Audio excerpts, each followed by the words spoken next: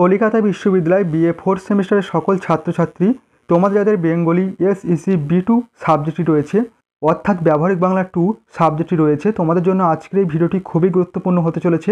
কারণ আজকের এই ভিডিওটিতে তোমাদের জন্য বাছাই করা দুটি বড় 5 নম্বরের প্রশ্নের উত্তর নিয়ে আলোচনা করব। প্রশ্ন দুটি ছিল, দেখো, প্রথম প্রশ্ন ছিল বিদেশি শব্দের বানান বিধি, খুবই গুরুত্বপূর্ণ একটি প্রশ্ন। এবং 2 নম্বর প্রশ্ন ছিল বাংলা বানানের ক্ষেত্রে উচ্চারণের সমস্যা। মোস্ট ইম্পর্টেন্ট এই প্রশ্ন দুটি। তোমরা অবশ্যই সম্পূর্ণ প্রশ্ন দুটির উত্তর খাতায় নোট ডাউন করে নিও।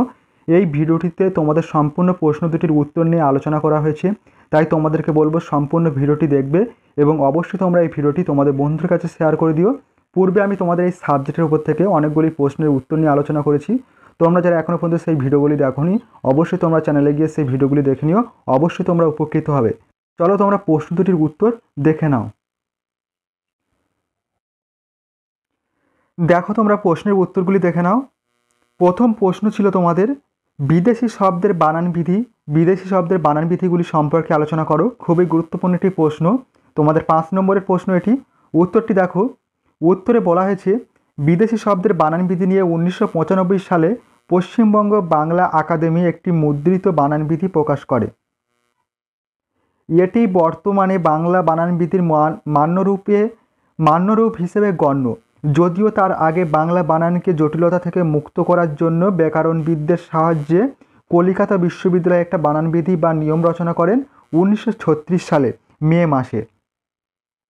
এতে বাংলা বানানের কিছুটা পরিমাণ সরল ও নিয়ন্ত্রিত হয়েছে, তবে সময়ের সাথে সাথে একটু একটু করে বাংলা বানান বিধিরও বেশ কিছু পরিবর্তন ঘটেছে। পরবর্তী পয়েন্ট দেখো, বলা হয়েছে বিদেশি শব্দের বানান বিধি। বলা হয়েছে পশ্চিমবঙ্গ বাংলা আকাদেমি বিদেশি শব্দের বানান বিধির ক্ষেত্রে বেশ কিছু নিয়ম নির্দেশ করেছে, সেগুলি নিম্নে আলোচনা করা হলো। প্রথম নিয়ম বা নির্দেশ রয়েছে বিদেশি শব্দের দীর্ঘ স্বরচিহ্নের পরিবর্তে হর্ষ স্বরচিহ্নের ব্যবহার হবে। যেমন engineer, eagle, Eid, Easter, kidney, cream, খ্রিস্টান, গির্জা, January, degree, tin, people, Caesar, secretary, steel ইত্যাদি।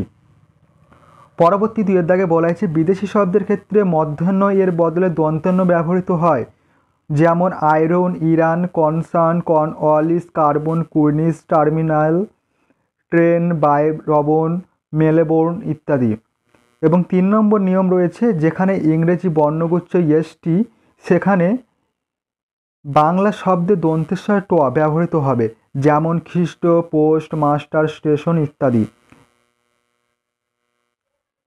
এবং পরবর্তী বলা হয়েছে 4 নম্বরে যেখানে আইবি বর্ণগুচ্ছ বিশিষ্ট ইংরেজি শব্দ আছে সেখানে বাংলায় লপ লিখতে হবে, যেমন বাল্ব। এবং 5 দাগে বলা হয়েছে বিদেশি শব্দের বানানের ক্ষেত্রে মধ্যস্থ ব্যবহারের প্রয়োজন নেই, যেমন পোশাক, বেহেশত, জিনিস ইত্যাদি। পরবর্তী নেক্সট পয়েন্ট বলা হয়েছে 6 দাগে ইংরেজি এস এর উচ্চারণ বাংলা শব্দে দন্তেশ্ব দিয়ে লেখা উচিত বলে গণ্য করা হয়েছে, যেমন ফস, সুটকেস, শুটিং, জুস, নার্সারি প্রভৃতি। এই ছিল তোমাদের বিদেশি শব্দের বানান বিধি সম্পর্কে আলোচনা করা হলো। খুবই গুরুত্বপূর্ণ একটি প্রশ্ন, তোমরা অবশ্যই কিন্তু এই প্রশ্নের উত্তরটি খাতায় নোট ডাউন করে নিও এবং ভালোভাবে প্র্যাকটিস করো, অবশ্যই তোমরা উপকৃত হবে। পরবর্তী নেক্সট কোশ্চেন ছিল, দেখো, খুবই গুরুত্বপূর্ণ একটি প্রশ্ন, বাংলা বানানের ক্ষেত্রে উচ্চারণের সমস্যা। যে উচ্চারণের সমস্যাগুলি রয়েছে তা নিম্নে আলোচনা করো। খুবই গুরুত্বপূর্ণ একটি 5 নম্বরের প্রশ্ন, উত্তরটি দেখে নাও। উত্তরে বলা হয়েছে বাংলা বানানের উচ্চারণের সমস্যা নিয়ে কলিকাতা বিশ্ববিদ্যালয় ও পশ্চিমবঙ্গ বাংলা আকাদেমি এবং পণ্ডিতেরা বেশ কিছু কারণ উল্লেখ করেছেন, সেগুলি নিম্নে আলোচনা করা হলো। প্রথম কারণ রয়েছে, দেখো, যুক্তাক্ষরকে বাংলা ও বাংলা বানানের উচ্চারণের সমস্যা বলে মনে করেন অনেক পণ্ডিতরা। একই ধ্বনি বিশিষ্ট যুক্ত ব্যঞ্জনের আধিক্য, যেমন তয় তয়, তয় বয়, তয় জফলা, কিংবা তালবেশ্বয় ব, দন্তেশ্বয় ব, তালবেশ্বয় জফলা, দন্তেশ্বয় জফলা, মধ্যনেশ্বয় জফলা ইত্যাদি। ফলে বহু সমোচ্চারিত শব্দ গড়ে উঠেছে, যেমন সত্য, সত্য, সত্য, যার ফলে বাংলা বানানের উচ্চারণগত এক ধরনের সমস্যা সৃষ্টি হয়। পরবর্তী নেক্সট 2 দাগে বলা হচ্ছে একই বর্ণ বা হরফের একাধিক রূপের ব্যবহার বাংলা বানানের উচ্চারণের সমস্যার আরও একটি কারণ। যেমন স্বরধ্বনি হর্ষৌকার স্বাধীন বর্ণরূপে ব্যবহৃত হলে তার মূল রূপ বহাল থাকে, কিন্তু হর্ষৌকার হিসেবে তার চিহ্ন কয়েকটি হলো যেমন কুলা, রুটি, শুষ্ক, হুমকি, বস্তু ইত্যাদি। শব্দের প্রতিটি হর্ষউকার এর চিহ্ন আলাদা। এবং 3 নম্বর বলা হয়েছে, দেখো তৎসম ও অতৎসম শব্দের বানানের নিয়মে পার্থক্য বাংলা বানানের উচ্চারণের সমস্যা সৃষ্টি করে। সংস্কৃত ভাষা থেকে অবিকৃতভাবে বাংলা ভাষায় আগত অর্থাৎ তৎসম শব্দের বানানের মূল সংস্কৃত ব্যাকরণের নিয়ম মেনে চলে, কিন্তু অতৎসম শব্দ যেমন তদ্ভব, বেশি ও বিদেশি শব্দের বানানের ক্ষেত্রে ওই নিয়ম মেনে চলা হয় না। পরবর্তী নেক্সট বলা হয়েছে, একই উচ্চারণ ধ্বনির জন্য একাধিক বর্ণচিহ্ন বা হরফের ব্যবহার বাংলা বানানের উচ্চারণের সমস্যার অন্যতম কারণ। যেমন হর্ষইকার ধ্বনির দুটি হরফ যেমন রয়েছে হর্ষই এবং দীর্ঘই, এবং হর্ষৌকার দুটির হরফ যেমন হর্ষই এবং দীর্ঘ হবে এটা। এবং পরবর্তী বলা আছে উঙ ধ্বনির দুটি হরফ উঙ এবং অনস্কর। এবং পরবর্তী বলা আছে ত ধ্বনির দুটি হরফ ত এবং খন্তের ত। এবং দন্তেন ধ্বনির দুটি হরফ দন্তেন এবং মধ্যন্ন। এবং তালবেশ্যা ধ্বনির 3টে হরফ তালবেশ্যা, দন্তেস্বা, দন্তেস্বা, মধ্যনেস্ব।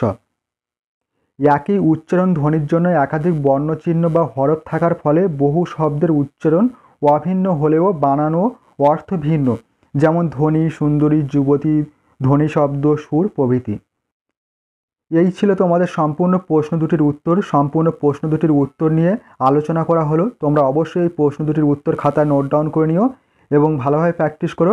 অবশ্যই তোমরা পরীক্ষা খাতায় উপকৃত হবে। পূর্বে তোমাদের এই সাবজেক্টের উপর থেকে অনেকগুলি প্রশ্নের অ্যান্সার নিয়ে আলোচনা করেছি এবং তোমাদের বিগত বছরের এসিকিউ প্রশ্নের উত্তর নিয়েও আলোচনা করেছি। তোমরা যারা এখনও পর্যন্ত সেই ভিডিওগুলি দেখোনি, অবশ্যই তোমরা চ্যানেলে গিয়ে সেই ভিডিওগুলি দেখে নিও। অবশ্যই তোমরা উপকৃত হবে।